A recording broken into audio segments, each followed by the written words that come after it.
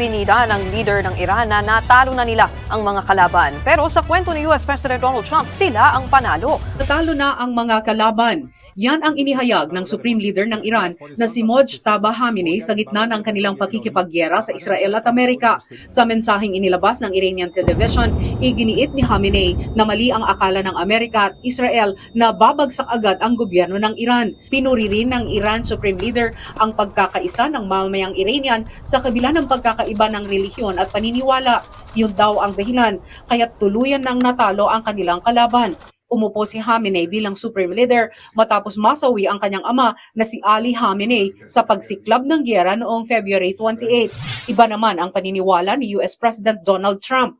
Ayon kay Trump, napahina na nila ang depensa ng Iran. Kaya pinag-iisipan pa nitong bawasan ang mga pag-atake nila sa Iran. Naunang humingi ng tulong ang Amerika sa mga kaalyado nitong bansa para muling buksan ang Strait of Hormuz na hinaharangan ng Iran para hindi makadaan ang mga ibinibiyaheng langis. Pero tinabla si Trump ng mga kaalyadong bansa. Binawi na rin ng North Atlantic Treaty Organization o NATO ang lahat ng sundalo nito sa Iraq. Inilipat sila sa mas ligtas na lugar sa Europa. Tinawag ni Trump na duwag ang NATO dahil umano sa kakulangan ng suporta.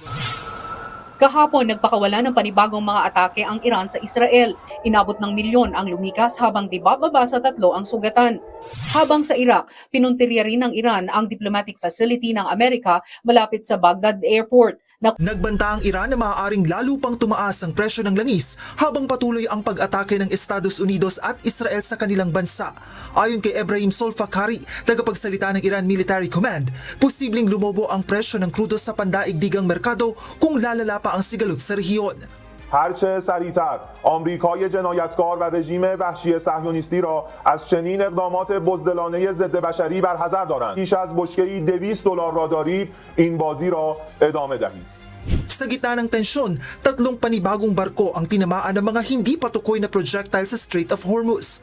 Kabilang sa mga nasira, ang isang Thai flag bulk vessel na tinamaan ng 2 projectile na nagdulot ng sunog sa engine room at nag-iwan ng 3 crew member na nawawala. 2 pang barko kabilang ang isang Japan flag container ship at isang Marshall Islands flag bulk carrier ang nagtamuri ng pinsala bagamat ligtas ang mga crew. Dahil sa mga pag-atake, halos napahinto na ang paglalayag ng mga oil tanker sa naturang karagatan at daan-daang mga barko ang nakaangkla habang naghihintay na humupa ang sitwasyon. Nangako ng paghihiganti ang bagong Supreme Leader ng Iran na si Mojtaba Khamenei sa kanyang unang pahayag matapos maluklok sa kapangyarihan.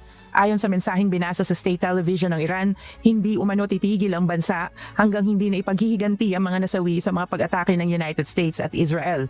Ipinahayag din ni Khamenei na patuloy na ipagtatanggol ng Iran ang sarili at handa itong harapin ng mga susunod pang hamon sa digmaan. Nagpasalamat din siya sa military ng Iran na ani ay nagpapatatag sa bansa sa gitna ng mga pag-atake. Ayon kay Khamenei, malaking papel ang ginagampanan ng mga sundalo sa pagpigil na mapasailalim o bahati ang Iran habang patuloy na pinupuntirya ng mga pag-atake ang bansa. Kasabay nito, nanawagan din siya ng pagkakaisa sa mga mamamayan ng Iran. Binigyang diin niya na sa gitna ng digmaan at pressure mula sa ibang bansa, kailangang magkaisa ang mga Iranian upang ipagtanggol ang kanilang bansa. Sa Bahrain naman, nasunog ang oil refinery roon dahil rin sa Iranian missile. Tinarget din ng Iran ang Israel Embassy roon pero nasanggay ito. Lumiyab din ang Ali Al-Salem Air Base sa Kuwait. Pinuntirya yan ng Iran dahil ginagamit itong base militar ng Amerika. Halos magdamag umalingaw-ngaw ang mga sirena roon. Hudyat na sinasangga ang mga missile na pumapasok sa bansa. Sa West Bank naman, nagmistulang mga bulalakaw ang mga namataang missile. Papunta yan sa Israel na target ng Iran. Pero kita rin sa video kung paano ito tirahin pabalik ng Israel. Pero ang mga nakalusot, tumama sa ilang bahay sa Tel Aviv. Naglabas naman ng panibagong video ang Amerika sa ginawa nilang pambobomba sa Iranian drone carrier. Una na rin nilang ipinakita ang pagpapalubog sa Iranian warship na nasa baybayin ng Sri Lanka. Higit 80 ang nasawi riyan. Tumulong ang Sri Lankan government sa pag-recover ng mga nasawi. Ayon sa Israeli Army, 60% ng Iranian missile launcher ang nasira na sa operasyon. Sa kabila niyan, patuloy nilang binobomba ang Iran. Gayon din ang Lebanon kung nasaan ang militanteng grupong Hezbollah. Magbibigay naman ng tulong ang France sa Lebanese Armed Forces ng armored transport vehicles para sa humanitarian aid. Samantala, tumulong naman ang ilang European countries sa pagsangga ng mga Iranian drone. Kabilang na riyan ang United Kingdom, France at Greece. Sa huling tala, umabot na sa higit 1,000 ang nasawi sa lumalawak na bakbakan ng US, Israel at Iran. Si US President Donald Trump naman, na isa sa pangunahing nag-utos ng pag-atake sa Iran, iginiit na dapat may papel siya sa pagpili ng susunod na leader ng Iran. Sinabi ni Trump sa isang phone interview sa Reuters. Idiniin niya na hindi siya pabor na maging leader ang anak ng nasawing Iranian Supreme Leader. Sa isang interview, sinabi pa ni Trump na gusto na niyang matapos ang sigalot sa Iran dahil meron na siyang sunod na target na bansa. But what's happening with Cuba is amazing, and we think that we want to finish this one first. Una nang inatake ng Amerika ang Venezuela bago ang Iran dahil umano sa drug cartel doon. Isang umaga na parang ordinaryong araw lang ang nagsimula sa Iran, hanggang sa biglang umalingaungaw ang sunod-sunod na pagsabog na yumanig sa kabisera. Sa loob ng ilang minuto, nagbago ang atmosphere ng buong bansa. Ang mga tao na patingin sa langit, ang komunikasyon nagkagulo at ang military radar systems nagsimulang mag-alert. Walang mahabang babala, walang ultimatum na narinig ng publiko. Ang sumunod na mga oras ang naging isa sa pinakamabilis at pinaka-intense na military escalation na naitala sa modernong geopolitics. Sa loob lamang ng 12 oras, isang coordinated strike campaign ang tumama sa iba't ibang strategic targets sa Iran. Ang bilis, lawak at timing ng operasyon ang dahilan kung bakit maraming analyst ang nagsabing hindi ito ordinaryong airstrike campaign. Isa itong operasyon na malinaw na pinagplanuhan ng matagal at isinagawa ng sabay-sabay ang iba't ibang attack platforms para makuha ang maximum impact bago pa makapag-organize ng depensa ang target na bansa. Paano isinagawa ang 12 oras na pag-atake? Ang unang yugto ng operasyon ay nagsimula sa sabayang pag-launch ng precision weapons mula sa iba't ibang direksyon. Sa ganitong klase ng military strategy, ang layunin ay hindi lang tumama kundi malito ang depensa ng kalaban. Kapag sabay-sabay dumating ang banta mula sa iba't ibang altitude at trajectory, mas nahihirapan ang air defense systems na tukuyin kung alin ang uunahin nilang harangin. Ang mga strike ay nakatuon sa tinatawag na high-value targets. Ito ang mga lugar na may direktang epekto sa kakayahan ng bansa na mag-coordinate ng military response. Kabilang dito ang command centers, missile facilities, radar installations, at mga strategic compounds na may kaugnayan sa national leadership structure. Ang ganitong pagpili ng target ay hindi random. Ito ay base sa intelligence analysis, surveillance data, at long-term monitoring ng galaw ng mga critical assets. Habang isinasagawa ang unang wave, sumunod agad ang ikalawa at ikatlong wave ng strikes. Ito ang tinatawag sa military doctrine na layered assault. Ibig sabihin, hindi binibigyan ng oras ang kalaban na makabawi o makapag-reorganize. Sa bawat wave, mas lumiliit ang kakayahan nitong sumagot. Sa loob ng ilang oras, ang buong operasyon ay nagmistulang tuloy-tuloy na pressure na walang pahinga. Ano ang tinamaan sa loob ng isang gabi? Hindi lang iisang lugar ang naapektuhan. Sa loob ng kalahating araw, maraming bahagi ng Iran ang nakaranas ng epekto ng operasyon. May mga lungsod na nawalan ng kuryente. May communication systems na pansamantalang bumagsak. May transport routes na nasira o isinara bilang safety measure. Sa ganitong sitwasyon, hindi lang military ang apektado kundi pati civilian life. Ang biglaang disruption ng infrastructure ay nagdulot ng panic buying sa ilang lugar. May mga residente na nagmadaling mag-imbak ng pagkain, tubig, at fuel dahil sa takot na tumagal ang krisis. May ilan ding umalis sa mga lungsod para maghanap ng mas ligtas na lugar. Ang ganitong reaksyon ay normal sa mga sitwasyong hindi malinaw kung gaano kalawak o katagal ang magiging labanan. Bukod sa physical damage, malaki rin ang psychological effect. Ang sunod-sunod na pagsabog at sirena ay nagdulot ng matinding kaba sa populasyon. Sa ganitong mga sandali, ang pinakamalakas na armas ay hindi lang missiles kundi uncertainty. Kapag hindi alam ng publiko kung ano ang susunod na mangyayari, mas tumitindi ang takot at tensyon. Ano ang agarang resulta? Matapos ang unang 12 oras, malinaw na may malaking epekto ang operasyon sa strategic structure ng bansa. May mga ulat na ilang matataas na opisyal at security figures ang naapektuhan na nagdulot ng pansamantalang kalituhan sa chain of command. Sa military perspective, kapag ang command structure ay nagulo, bumabagal ang decision-making at humihina ang coordination ng depensa. Sa regional level, agad ding tumaas ang alert status ng mga kalapit na bansa.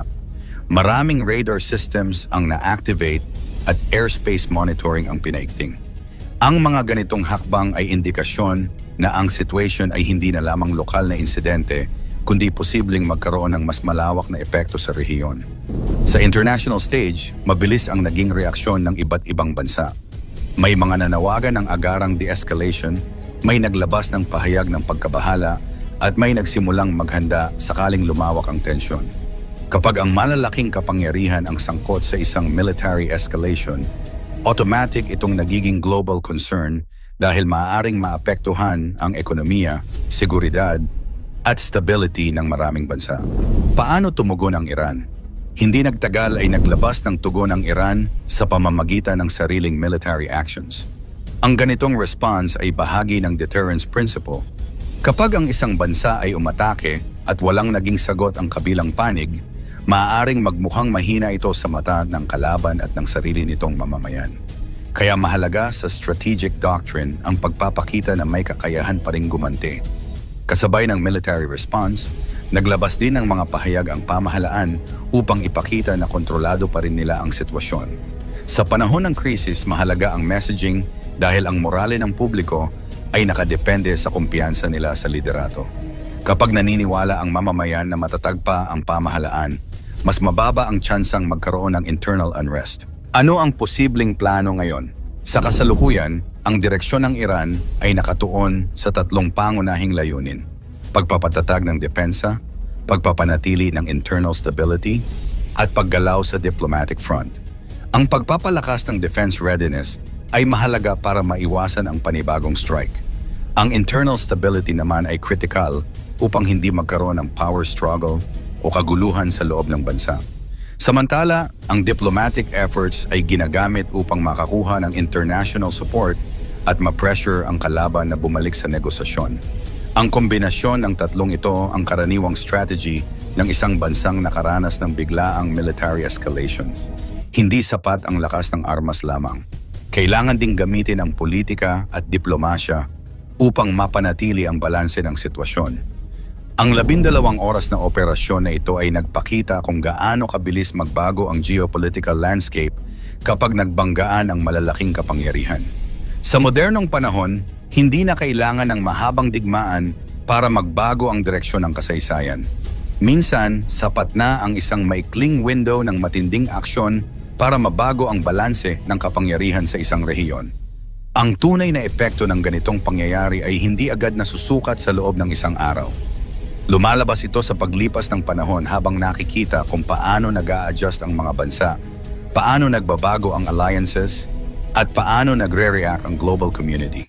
Ang mga susunod na linggo at buwan ang magpapakita kung ang nangyaring iyon ay simula ng mas malalim na tensyon o simula ng panibagong yugto ng negosasyon. Sa huli, isang bagay ang malinaw. Ang nangyari sa loob ng 12 oras ay patunay kung gaano kabilis magbago ang mundo kapag ang military power, political will, at strategic timing ay nagsabay sa iisang sandali. At habang patuloy na nagmamasid ang buong mundo, nananatiling bukas ang tanong, ito ba ay isang isolated strike lamang o simula ng mas malaking kabanata sa kasaysayan ng global power struggle? Sa tingin mo, ito na ba ang simula ng mas malaking digmaan? Hanggang saan kaya aabot ang tensyon na ito? Magtatapos ba ito sa negosasyon o sa mas matinding labanan? I-komento mo naman iyo sa ibaba, paki-like ang ating video, i-share mo na rin sa iba. Salamat at God bless.